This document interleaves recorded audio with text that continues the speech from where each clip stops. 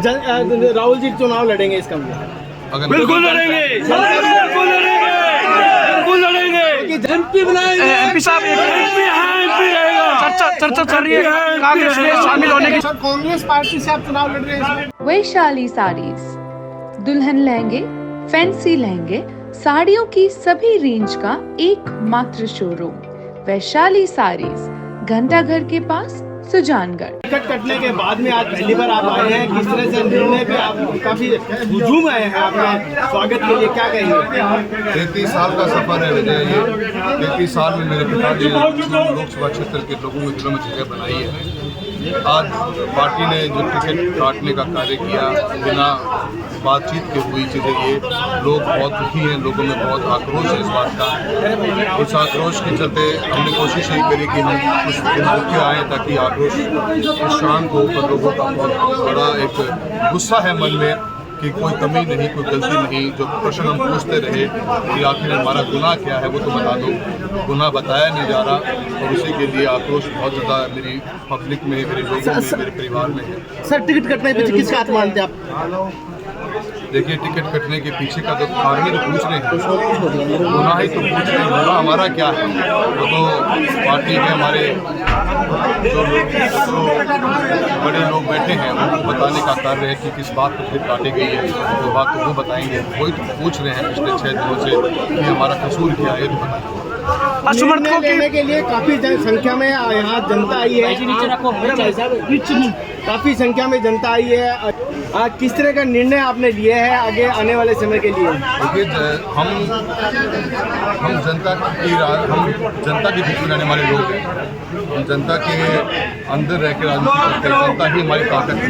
वो ताकत ही तभी धरम सिंह शेखावत जी ने 1991 के अंदर पिताजी को टिकट दी, जब हम सरपंच ही थे सिर्फ। तो ताकत जनता है, जनता की आवाज़ ही हमारी ताकत है और हमारे पास कुछ भी नहीं है। जो ताकत, जो मेरी जनता, जो मेरे लोग, जो मेरे आत्मीयता से जुड़े हुए लोग हैं, जो वो फैसला लेंगे, मैं उस फैसले पर चलूँगा। आज मेरी खुद की कोई से नहीं, मैं जनता के साथ रहा हूँ। जनता जो फैसला करेगी मैं वही फैसला खड़ा हूँ। राहुल जी चुनाव लड़ेंगे इसका बिल्कुल लड़ेंगे, बिल्कुल लड़ेंगे, बिल्कुल लड़ेंगे। कि जनता भी यही चाहती है कि चुनाव लड़े राहुल जी, तो क्या लोकसभा का चुनाव इस बार मैं इसके बारे में आपको आने वाले 2 दिन बताऊंगा। एमपी बनाएंगे, एमपी साहब एमपी रहेगा। चर्चा चल रही है कांग्रेस में शामिल होने की, चर्चा चल रही है, उसको लेकर क्या कहना है?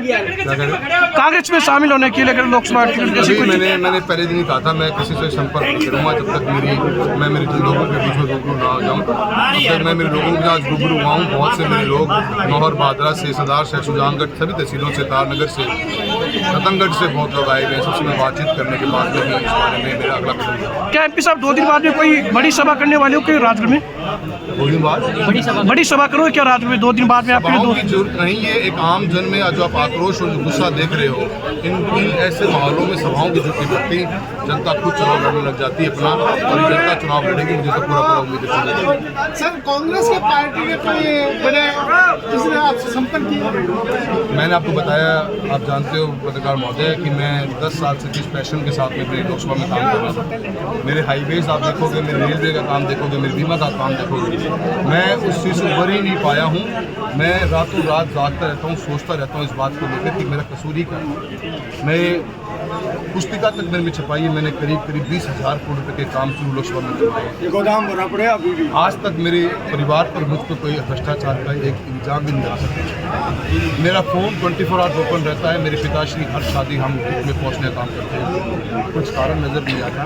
कोई एक व्यक्ति नाराज होगा तो मैं जानता नहीं, पर मुझे लगता कि पार्टी